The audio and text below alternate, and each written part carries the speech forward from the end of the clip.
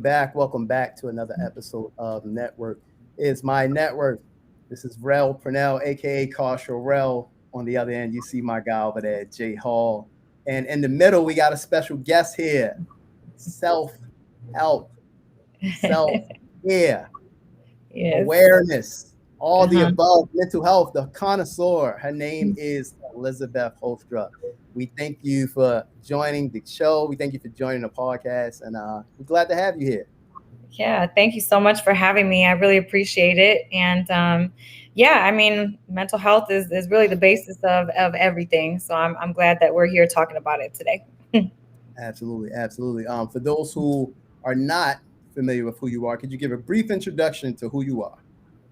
Yeah. So basically, my name is Elizabeth.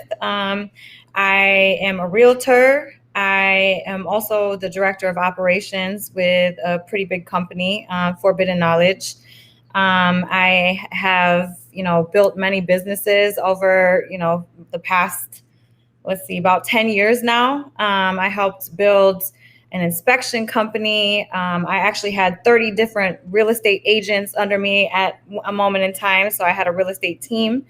And, I worked at a mental health gym. I was the president of a mental health gym. And now finally I'm the director of operations over at Forbidden Knowledge. So, just a dabble in a bunch of everything. So, Got it, got it, got it.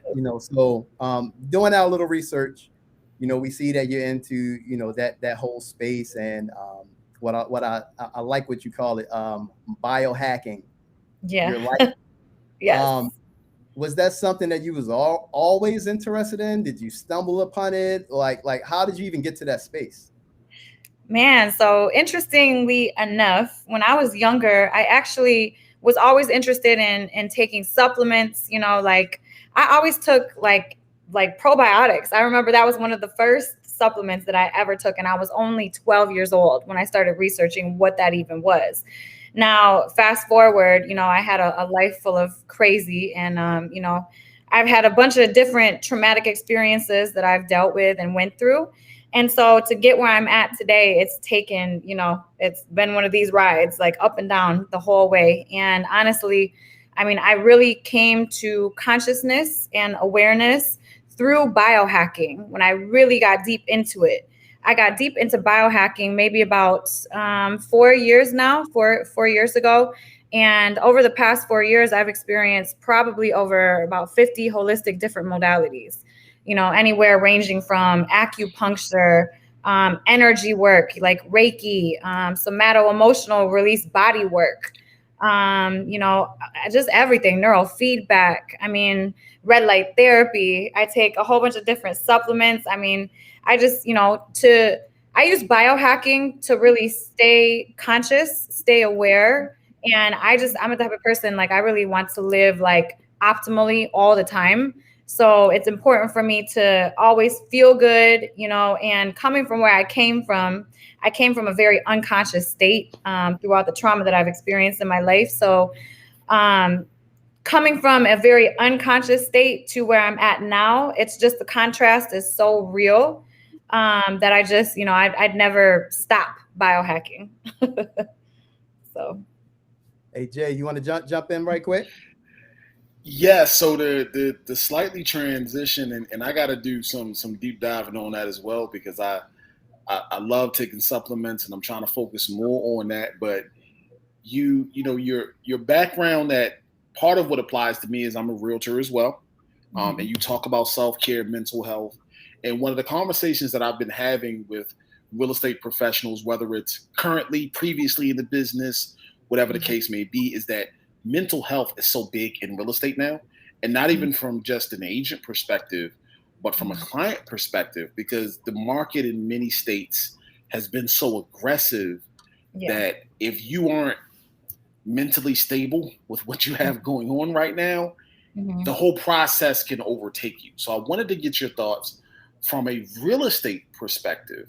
Yeah. How do you agree? Do you disagree? Do you think mental health matters? Because I don't think a lot of times people correlate the two, that you need to have good mental health to do business in real estate. Yeah. Yeah. Well, I'll just tell you right now that mental health is the basis of everything, any career, and especially real estate. But you know what, when you really think about it, it's all different careers. There's not a career that mental health does not matter, because if your mental isn't all the way there, then you're not, interacting with people in the correct manner. Like, you're stressed out. That energy that you carry, let's say you're not taking care of yourself, and let's say you have 10 deals in the pipeline. You're dealing with this client over here that's, just a headache to deal with. You're dealing with this deal over here. You got to, crunch these numbers for this. I mean, you have all this stuff going on in your mind, right? How are you supposed to produce all that stuff and really stay to the course and stay focused if you're not taking time for yourself? And taking time for yourself, I mean, like a simple 5 minutes of meditation, just to see the thoughts and the things that are swirling around in your mind, it is drastic. I mean, it's a game changer, because you could have certain things like, let's say you're thinking about this deal, that deal, these numbers. Let's say that none of that stuff matters until 2 weeks from now, right? That deal nothing's happening in that deal for the next 2 weeks. Why are those thoughts spinning around in your mind? If you didn't pause just to become aware that those thoughts are spinning, you're just jumbled. Your thoughts become jumbled. And, mental health, like, if your mental health isn't all the way there, and, you're not acting and in alignment with really like your unstressed self, then you're not producing the same, the amount of quality work that you could be producing if your mental health was all the way there and you took a little time for yourself. You know what I mean?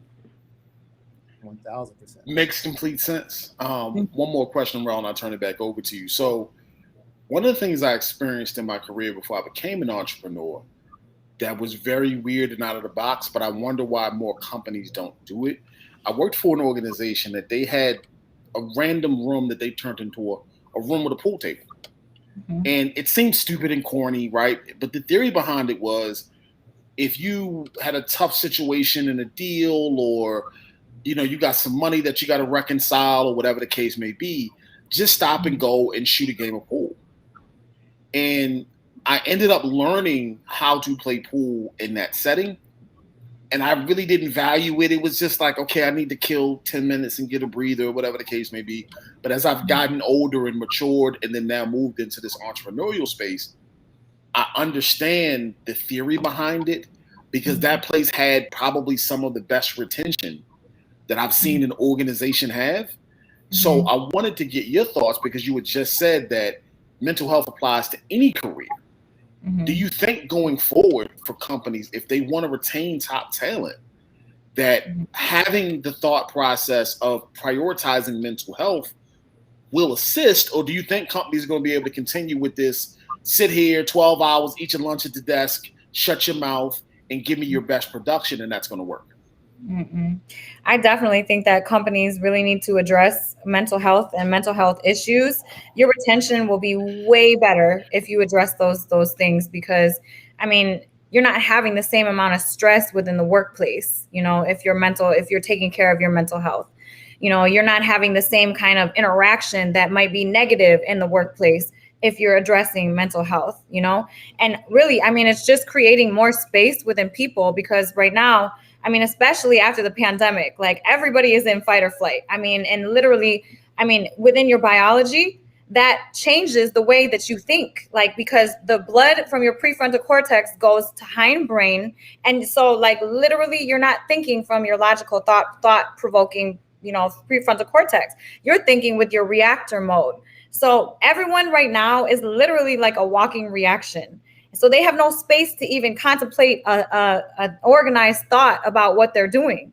So it's like, everybody needs to address these issues. Number one, so we can walk around a little smarter. Number two, excuse my dog, sorry. He's barking at somebody. But number two, I mean, literally to think logically and consciously, you have to bring your body out of that stress state. And you have to address, mental health. You have to bring your body into more of a homeostasis, like regular, level, because you're not acting and working to your full potential if your body is not relaxed and calm. So definitely important. Yeah. Relaxed and calm.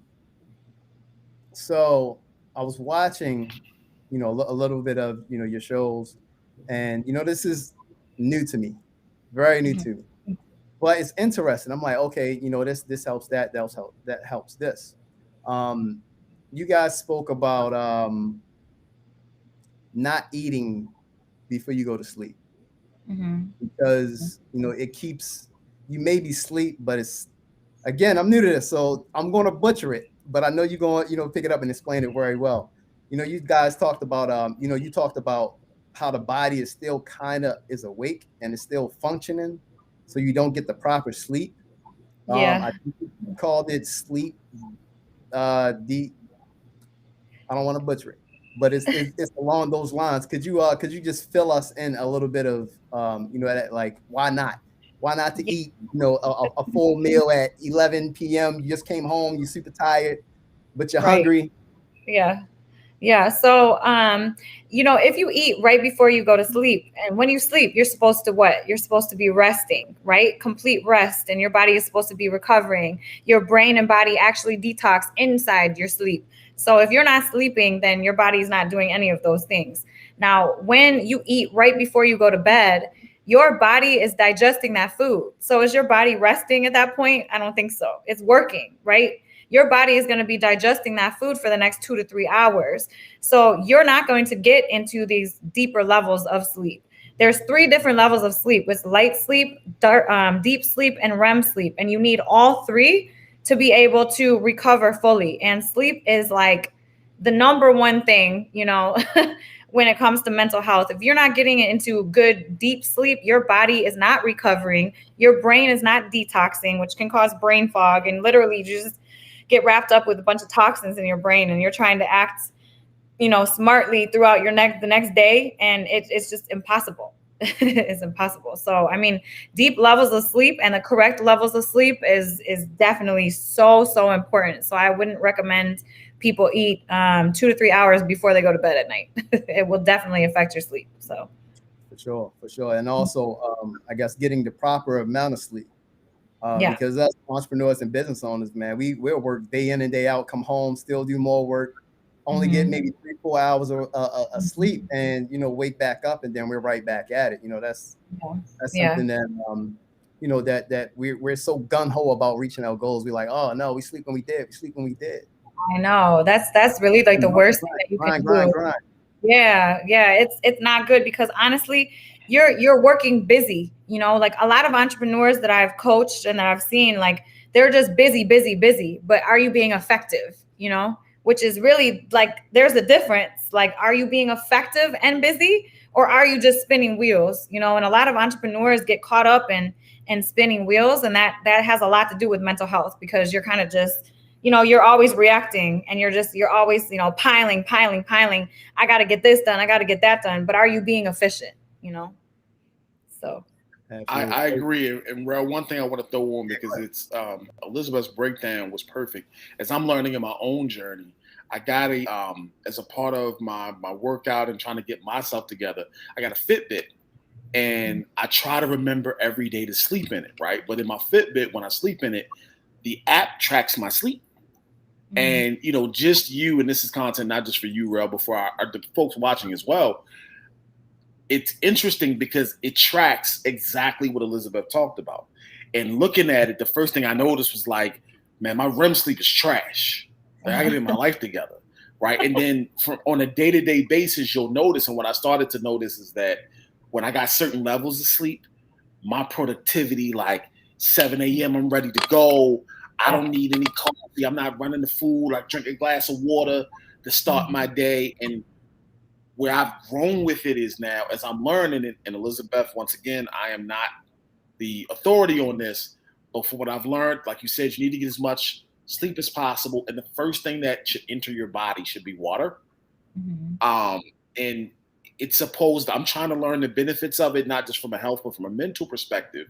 But I definitely encourage everyone out there to figure out a way to track your sleep, so that, because it's not even just, yes, you want to get your 8 hours, but like you said, if you're not getting a little bit of all of the types of sleep, you could sleep 8 hours and still feel like you had a horrible night.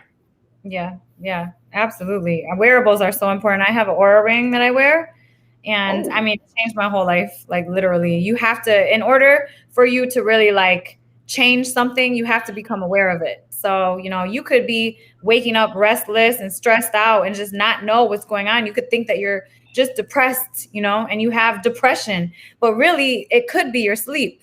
You just would never know unless you track it. So yeah, I mean, it's really, really important to bring more awareness to this vessel that we live in. I mean, we depend so much on other people telling us what's wrong with us these days, when really we should take back that power for ourselves and know what's going on with ourselves all the time. Like I don't want a doctor to tell me what's going on. Like I'm going to figure it out for myself. This vessel, I need to know it better than anybody else knows it. Period. 1,000%. Absolutely. And again, this is something that's being informative, not just to our audience, but just for me, at least I could say, Jay. There's a lot of for me as well. She's killing this, and I'm learning through her talking for 16 minutes that I don't know half of what I thought I knew about any of this stuff. So I got to go back to the lab and read some more. Big time. So, another thing that I learned from, just doing my research on hearing you talk about. And I was talking to my wife about this last night. I asked her, like, do you know what a lymphatic system is? And she like, I don't know, it's something in your neck or something like that. So you were talking about toxins that it's so many toxins out in the world. And yeah, we know the regular toxins, but it's toxins in new cars, like the new car smell, the leather, the material, the air freshness, body fragrances, especially that women wear, stuff in deodorant and everything like that. The lymphatic system is something that, again, I'm going to butcher it, but it fights, and it's like an immune system that helps pretty much keep you alive, keep you from being sick. But you also talked about how you can replenish your lymphatic system. So could you talk a little bit about like what the lymphatic system actually is, but also how can you replenish it, I guess, when it drains or when you're fighting too many toxins and So so it's unfortunate that like when I was in school, probably when you guys were in school, that our anatomy classes never taught us about the most important, personally I think the most important system in our whole body, which is basically it's the waste disposal system of our entire body. If you didn't have a lymphatic system, like you would just be stuffed up with a whole bunch of toxicity and you would die quickly. So your lymphatic system runs throughout your whole entire body. And what it does is it basically like filters all the toxicity within your system. It cleans all that out and, drains it. So, I mean, if your lymphatic system isn't working like properly and it's stagnant, you're going to feel stagnant. Like you literally, like mind-body connection, you literally feel like before I started getting my lymphatic system, like really working on it, I didn't have the type of energy that I have now. Like I used to get tired around 2-3 p.m. every single day. Now I never get tired throughout my day, not once, because my lymphatic system is moving. And really in Eastern medicine, they call it your chi energy, your lymphatic system, like your lymphatic fluid. So that's like, if your lymphatic system is stagnant, your energy is going to be stagnant. Everything around your whole, world will become stagnant, because if you're moving slow, then whatever's in here manifests outwardly, right? So, I mean, it's just the most important system like ever, especially with all the toxicity that we have these days. I mean, our water is literally like full of toxins. I mean, we're worried about, lead. We have microplastics, which is, huge these days. I mean, you can see the dip in testosterone with little like boys because of, and rise in estrogen because of all the microplastics that are getting into our water system these days. I mean, and our lymphatic system basically is responsible for wiping all that stuff up. So, I mean, if your lymphatic system isn't working properly, you're going to be overburdened with toxicity. You're going to feel very stagnant. You're just not going to feel, energetic, and you're not going to feel optimal. So, I mean, I would recommend everybody on a daily basis. I mean, get a rebounder.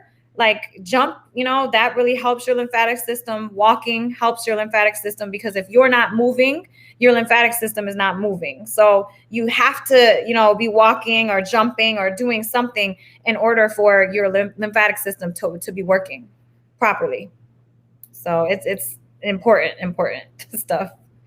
All right, so I got to jump in here, bro, because I'm learning, and everything that Elisabeth is touching on are things that I'm coming to learn myself, and this topic is right on time for me. But I do have a more difficult conversation. So as I'm going through my own journey and learning, right, I'm learning that people that I've known for years, maybe in my career, have been practicing these things, right? But they have not discussed anything. Like, people will talk to you about where to buy wine, where good dinner is, where to vacation. But when you talk about the stuff you're speaking about, it's very personal. Yeah. So for you, you seem to be a super talented woman. Obviously, your career says it, right? Why take the time to share this information? You could go and make a bunch of money and never talk about these topics. And it's interesting to me because I'm like, of all the people who I have personal relationships with who have practiced these things, I've heard more about this from you in 20 minutes than any of them. So what is it about you that passions you to the point to even want to share this information with people? You know what? I mean, honestly, like throughout my journey of doing all this different stuff, it woke me up. Before I was doing a lot of unconscious stuff. I was a model actress. So, I was partying with the best of them, like, doing the drugs. I was drinking. I was out here, acting kind of crazy. And I mean, through that journey to where I'm at now, like I can't see my life being any different, because honestly, I thought back then that drugs and alcohol like made me feel good. I thought, oh wow, like I just feel amazing. Like nothing can ever feel better than this. No, that's not the case at all. I feel 10 million times better sober and, working and just living like optimally. And really, really, I mean, all it is going inward. That's what people don't realize. When you go inward, your life outwardly will bloom. It will literally bloom. All you have to do is address what's in here first. If you address what's in here first, and you can come into alignment with who this person really is. Now, a lot of people don't even know who this person is because they stay busy. They're scared of who this person is. So that's why we see so many entrepreneurs out here, busy, busy, busy, busy, busy, right? Because they're scared to sit. We saw that in the pandemic. A lot of people, when everything shut down, it's hard. People freaked out because they weren't used to sitting with themselves. They weren't used to knowing who this person is. They were keeping themselves distracted with stimulus, right? And that's our fault. That's the issue these days that I personally think that we have. Like we're distracting ourselves with all this stimulus and really running away from our true power, which is in here. I've never felt better in my life. Not ever. All the drugs, all the alcohol, partying with the biggest celebrities. I've never felt this good that I do today. I haven't, because I've done my work. I went inward. I addressed my trauma. I addressed my body and the things that weren't serving my body, my physical body and spiritual body and energetic body. And now, I mean, my life is blooming. It's manifesting this much quicker. Like I literally will think of something and I'll manifest it within minutes. It's like that quick because I'm in alignment with who I'm supposed to be. Because I've cleaned everything up, mind, body, soul. So it's important to me. That's why I want to talk about it to everybody. Awesome. Big time, big time. And you also have your own show, own podcast. Tell the audience about your show that you have and what can they expect from it? So my podcast is called Biohack Your Best Life, co-hosted by Billy Carson. And basically, we just talk about everything that I've done, throughout the years as far as modalities go. We've had 3 episodes out so far. One was his story, one was my story, and then we're doing like a mini series within the series, Biohack Your Sex Life, which, you know, sex is so important, like, and people fail to realize like how important sexual energy really is and how powerful sexual energy really is. So we're doing like a mini series within the podcast of Biohack Your Sex Life too. But yeah, I mean, next week or this week, actually, Friday at 8 p.m., we're dropping an episode. I interviewed a good friend of mine, actually about red light therapy. So we dive deep into the science of red light therapy in that episode. And yeah, that's basically what the podcast is going to be about, just biohacking and, you know, kind of how I've gotten to where I'm at today, you know, using the tools that I've used. So. Yeah, because our brain, and I mean, for most of us, you know, we were programmed a certain way. So hearing this stuff is like a conscious interrupt. It's like, oh man, I've been thinking about doing this, but I'm doing it wrong. I'm doing it wrong. You know, the whole mental health thing, the whole mindset thing, the whole, you know, how to actually use manifestation. Yeah. In its optimum use. So I'm definitely going to be tuning into the show. So I like to learn more, like to hear more, because I know it's helpful. It's helpful and it's much needed. You know, not just for entrepreneurs, but you know, anybody that's, you know, here on this earth that's trying to, you know, feel better, trying to, you know, maybe accomplish things that they're looking to accomplish that may be frustrating, trying to get out of a situation that may not be healthy for them, and they don't know how to get out of it. So yeah, it's definitely useful, guys. So make sure y'all tap into our podcast. I'm turning over to please do so. Yeah, please tap in and be a part of the wave now, because I'm going to tell you what I feel from this conversation is that in 24 months, right? They're going to be I'm going to call it what it's going to be. They're going to be so many little mini Elisabeths running around, and everyone saying that, hey, I was the first to biohacking, follow me, follow my journey. And I can see where it can go, because as we advance as entrepreneurs, as people successful in their careers, everyone wants to operate at their optimum. And I think some of these things, to me personally, have not been disseminated, even just from an internet or social media perspective, because the goal of most organizations is, I need to keep you in the same rut.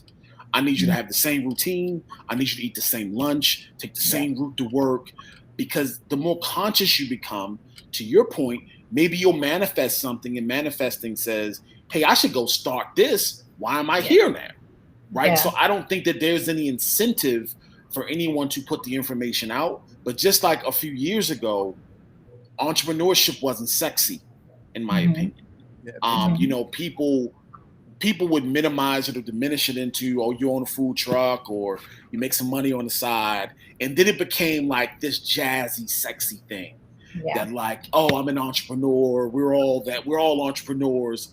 And I feel like from a biohacking perspective, once people catch on to that wave, that it's going to happen. And what I love is being able to see, as you're building your situation now, to give you your flowers for being someone willing to do it. Because not saying that I won't respect anyone that comes along, but once something is oversaturated, we forget those forefathers or the people at the beginning of the journey who jumped out there and put the information out when they didn't. Like I was saying before, I have a ton of respect for it, because I don't think you wouldn't be successful if you didn't do this part, you know, your part, or mention it. You were still going to be successful regardless.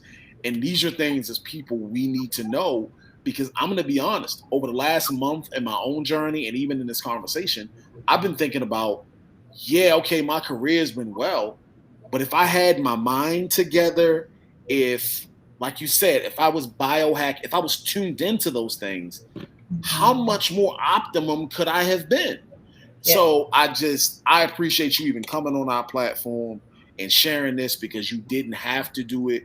And kudos to you for leading the charge on this thing, because I do feel like soon enough, this is going to be the new thing that everybody is into.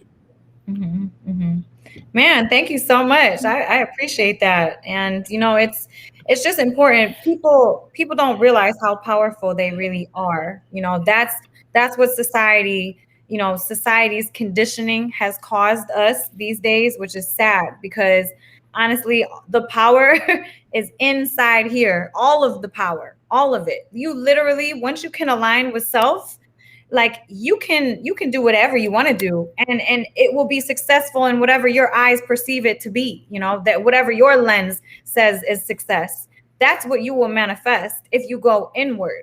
Like the power is here, always within, you know, and you just have to align with it, and that's it. So Perfect. Awesome. Perfect. So before we close this thing out, we asked the guests just one question, like a random question. My random question for you is, what's your favorite book? ooh, man, I got a lot. Actually, you know what? Probably the Tao Te Ching is my favorite. So that's, I mean, it's like my Bible. You know, I live by it. So Okay. And my question is, what is your guilty pleasure song? Like, what is something you listen to? I'm talking about on the Beltway. No one can see you dancing to it. That you wouldn't necessarily listen to. That you enjoy. oh man. I got a lot of those, I think. You know, like back in the day, I don't know, like twerk rap. So like little scrappy. Okay. I put on some little John and 3-6 Okay. Mile. Okay. I like the 3-6 will probably be a guilty pleasure of mine. Okay. Yeah. Cool. Awesome. Mm-hmm. Yeah, dope stuff. And if you could tell people just one last time, Elisabeth, where they can find you on social media as well as your podcast. Yep. So you can find me on Instagram, Elisabeth spelled with an S, Elisabeth I Hoekstra. Or you can catch me on the Forbidden Knowledge YouTube channel. My podcast drops every Friday at 8 p.m. Eastern, and it also drops on all the major podcast streaming platforms as well. But check out Forbidden Knowledge YouTube channel and subscribe. It's going down. Lots of good content there. Subscribe. They got a lot of goodies that they already dropped. I didn't watch a couple episodes. I watched your story. I watched Billy's story. Billy got a crazy story. Yeah, he does. Yeah, he does. So I'm going to be tuned in. I'm going to follow you guys' journey. I'm already in the wormhole, so it's no return. Awesome. Well, thank you guys so much for having me. I appreciate it so much. Absolutely. Yes, absolutely. and thank you for coming on, and hopefully in the future we can get you back on because you are super powerful and your message is dope, and whatever we can do to continue to help you push your brand, you got the full support of us behind you, man. So keep kicking butt, and I'll be tuned in on Friday at 8 myself, man, so I can get caught up on the episodes. Thank you. Awesome. Thank you. All right. And that's the show, guys. Thank y'all for tuning in. Like, comment, subscribe. It's Caution. It's J Hall. It's Elisabeth. Thank y'all for tuning in. As I always say, stay positive, stay motivated. Salute. Salute.